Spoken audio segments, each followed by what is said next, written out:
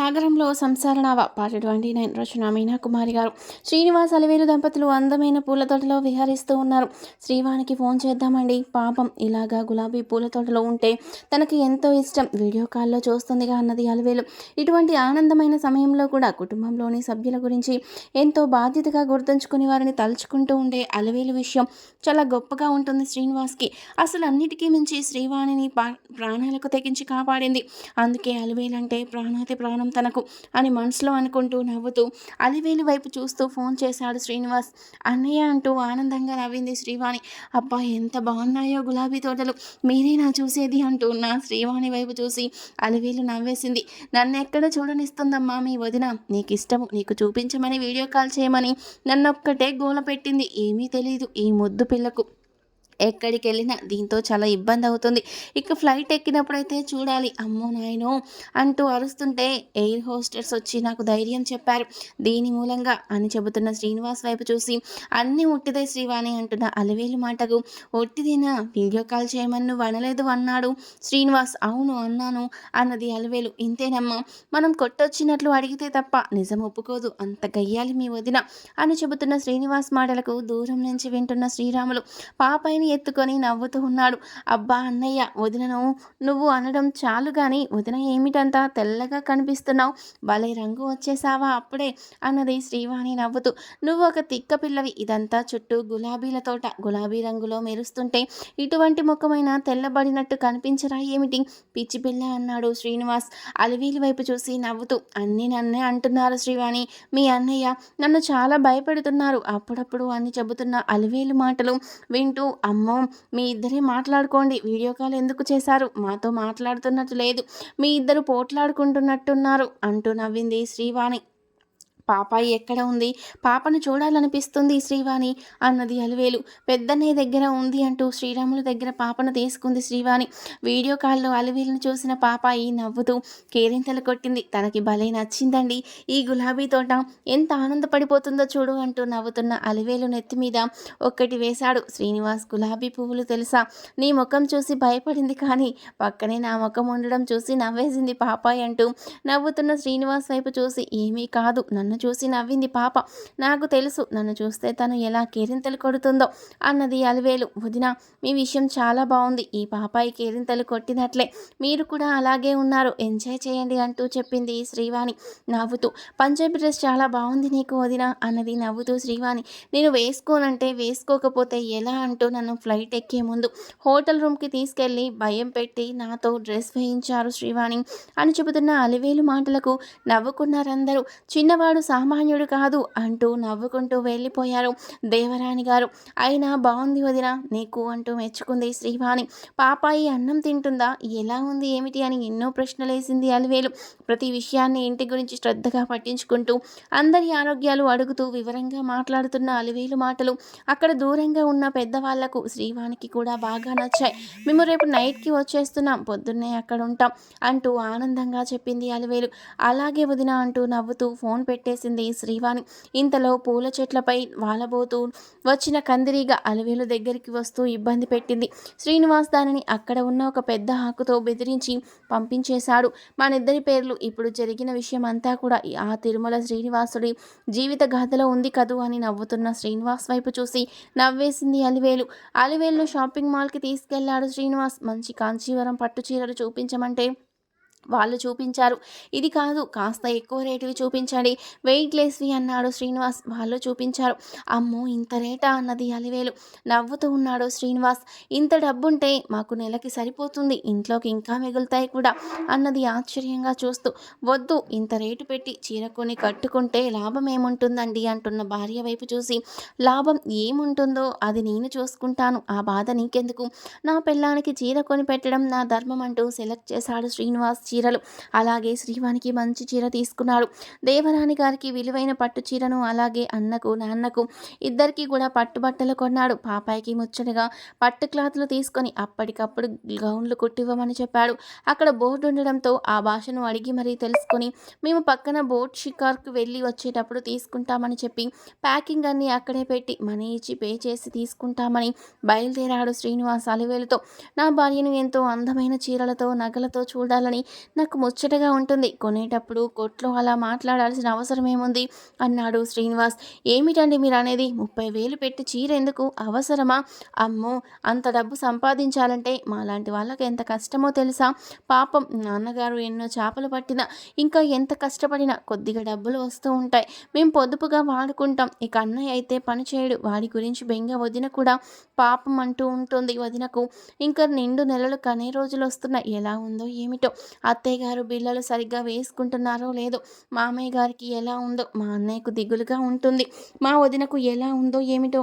అయినా శ్రీవానికి కూడా సెలవులు ఉన్నాయి కదా, మనతో వస్తే బాగుండేది కదూ అంటూ ఒకటే వసపిట్టలాగా మాట్లాడుతున్న అలివేలు వైపు చూసి, అబ్బబ్బా, అలా అందరూ కలిసి వస్తే హనీమూన్ అవ్వదు, ఫ్యామిలీ మూన్ అవుతుంది.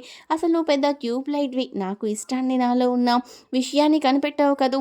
ఎలాగే నీతో నాకు ఎన్నో ముద్దు ముచ్చట్లున్నాయి తెలుసా అన్నాడు శ్రీనివాస్. ఓయమ్మో, ఇప్పటికీ పెట్టుకునే ముద్దులు చాలలేదా? ఇంకా మరిన్ని ముద్దులు ఏమున్నాయి మీ దగ్గర అంటూ ఆశ్చర్యంగా అడిగింది అలివేలు. మన పక్కన వెళ్ళే వాళ్లకు తెలుగు రాదు కాబట్టి బతికిపోతున్నారు, లేకపోతే మన మాటలు విని అని నవ్వుతూ ఉన్నాడు శ్రీనివాస్.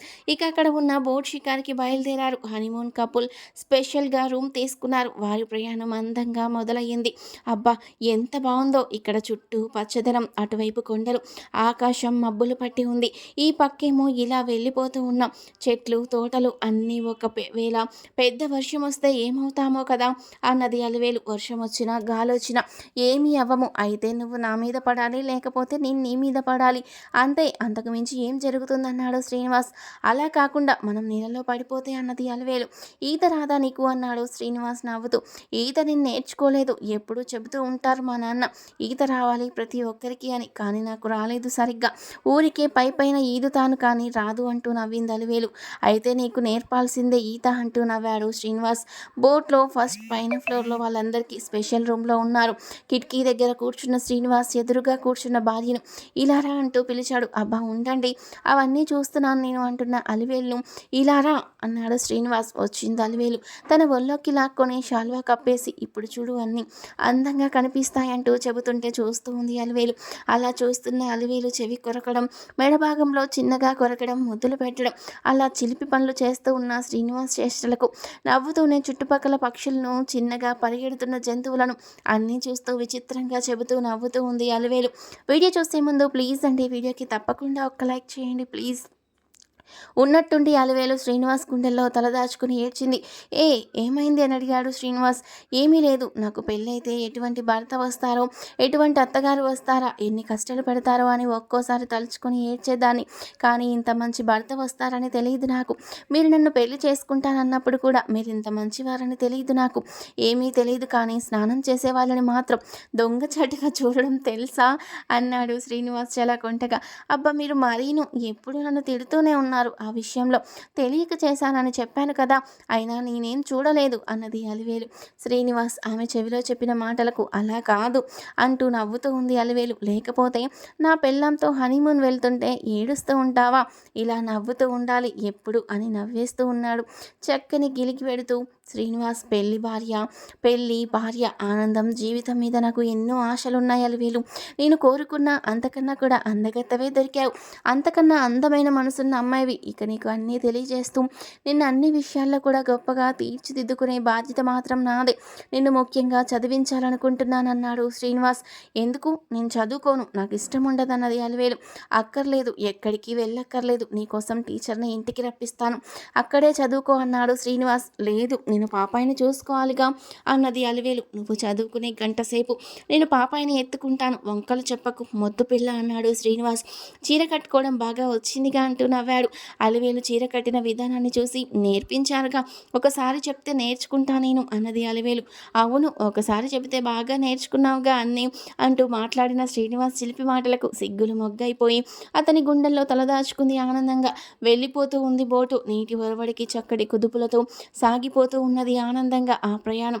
ప్రేమ జంట ప్రేమకు ఎటువంటి ఆటంకం లేకుండా ఆనందాలను ఆస్వాదిస్తూ ప్రయాణిస్తున్నారు. వసుదమ్మ గారు బాధపడుతున్నారు.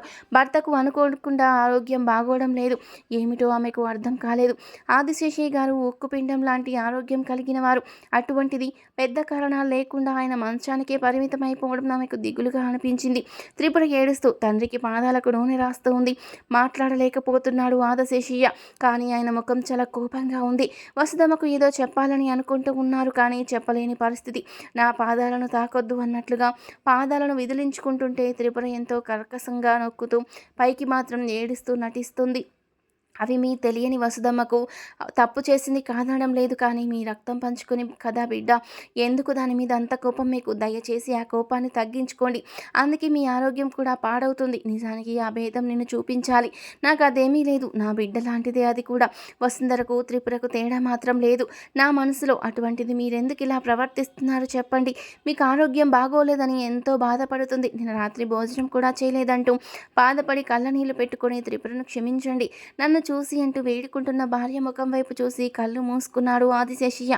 ఆయన ఏదైనా మనసులో అనిపించినా రాసి చూపించాలన్న ఆయనకు కుడి చేయి 2 వేల గాయమయ్యాయి. ఎలా అయ్యాయని బాధపడుతూ ఉన్న వసుధమ్మకు నా మీద కోపంతో ఆయనేనమ్మా చేతుల్లో బలంగా ఇది పట్టుకొని నొక్కుకున్నారంటూ చూపించింది ఒక రకంగా ఏడుస్తూ. ఇదేమిటి అలా అన్ని సూదులు ఉన్న వస్తువు మన ఇంట్లోకి ఎలా వచ్చిందమ్మా అన్నది వసుధమ్మ. ఏమోనమ్మా, దానితో ఏదైనా వైద్యం చేస్తారేమో నాకు తెలియదు అన్నది అమాయకంగా త్రిపుర. వసుధమ్మకు ఈ మధ్యన దగ్గు ప్రారంభమైంది. కొత్తగా ఆమె దగ్గుతూ ఉంటే త్రిపుర పరుగున వెళ్ళి నీళ్లు తీసుకొచ్చి తనే తాగిస్తుంటే కోపంగా చూస్తున్నాడు ఆదిశేషయ్య. మనసులో ఉన్న గరళాన్ని మింగలేక కక్కలేక బాధపడుతున్నాడు. నేను చేసిన పాపం త్రిపురగా రూపం దాల్చింది. ఈ రూపం ఇప్పుడు నా భార్యకు నాకు ప్రాణ సంకటం అయ్యింది. అంతేకాదు నా అల్లుడు కుటుంబానికి కూడా ఇబ్బందులు దాపరించాయి. ఇది చెప్పడానికి నాకు అవకాశం లేదు. బలవంతంగా నా నోట్లో ఏవో సన్నని మాత్రలు వేసి అతి మొండితనంగా నా చేత మింగించింది. అప్పటి నుండి నాకు మాట రావడం లేదు. ప్రయత్నించి నా గొంతు పనిచేయడం లేదు. ఆ రోజు తెల్లవారుజాము నా చేతులకు అందిన పేపరు పెన్ను తీసుకొని రాయబోతుంటే వెంటనే చేతివేళ్లను ఆ సూదులున్న పెన్ను లాంటి దానితో నొక్కివేసింది. ఎందుకంత కక్ష పట్టావు త్రిపుర? నేను నిన్ను ఏం చేశాను? ఇంకా ఒక రకంగా నేను తప్పు చేసిన నా భార్య నీకు మంచి చేసింది. నిన్ను తన బిడ్డగా స్వీకరించింది. ఇప్పుడు బిడ్డలిక ఎవరూ లేరు. నిన్ను పెంచుకోక తప్పదనుకున్నాను. నా మొండితనం పక్కన పెట్టి నీ తప్పులు క్షమించి నిన్ను నా బిడ్డగా స్వీకరించాలనుకున్నాను. కానీ నువ్వే అనవసరంగా నువ్వు చేసిన తప్పులు మర్చి మేము అన్న మాటలు గుర్తుపెట్టుకొని ఇష్టం వచ్చినట్లు సాధిస్తున్నావు. వసుధమ్మ, నీకు ఏ ద్రోహం చేశాను? నన్ను క్షమించు. వయసులో నా సుఖాలు నేను చూసుకున్నాను. అందుకు పరిహారంగా ఈ త్రిపురే నా పతనానికి కారణమవుతుంది. కానీ నువ్వు కూడా ఇందులో భాగస్వామ్యం పంచుకుంటున్నావా? నాలాంటి పాపాత్ముడు చేసిన పాపానికి నువ్వు బలవుతావా? భగవంతుడా, వసుధమ్మ భక్తురాలు, ఆమెను కాపాడు. నేను మొండివాడిని, వ్యసనపరుడిని, అన్ని రకాలుగా భ్రష్టుడినే. కానీ ఆమె సహచర్యంలో నేను చాలా మారాను. ఇప్పుడు కూడా నన్ను కన్న బిడ్డగా నేను స్వీకరించడానికి నా భార్య మాటల వల్లే స్వీకరించాను. కానీ అన్నీ బాగున్నప్పుడు ఇటువంటి పరిస్థితి ఇలా కల్పించావా? అవును, పాపం చేసినప్పుడు శిక్ష తప్పదు. ఆ మహాదేవుడు అంతటి వాడే అందరి కోసం గరళం గొంతులో దాచుకున్నాడు. కానీ నేను ఈ గరళాన్ని గొంతులో దాచుకుంటే నా భార్య ఏమైపోతుంది? భగవంతుడా, నా ముఖంలోని భావాలు చూసి కూతురుపై ఇష్టం లేదు అని అనుకుంటుందే తప్ప అది చేస్తున్న దారుణాలు తెలియడం లేదు అని ఆలోచిస్తున్న ఆదిశేషయ్య గారు వసుధమ్మకు బాగా దగ్గు ఎక్కువైపోయి అలా కూర్చోబడిపోవడంతో ఒక పక్కకు తిరిగి త్రిపుర వికృతంగా నవ్వుకోవడం కూడా గమనించి, దానికి కూడా ఏదో ఇస్తున్నావా? నీకు దండం పెడతాను. నిజానికి నీకు మంచి జీవితాన్ని ఇస్తుందా తల్లి ఉంటే? ఒక రకంగా మూర్ఖత్వంతో నీ జీవితాన్ని నువ్వే నాశనం చేసుకుంటున్నావన్నట్లు కూతురు వైపు చూశాడు ఆదిశేషయ్య.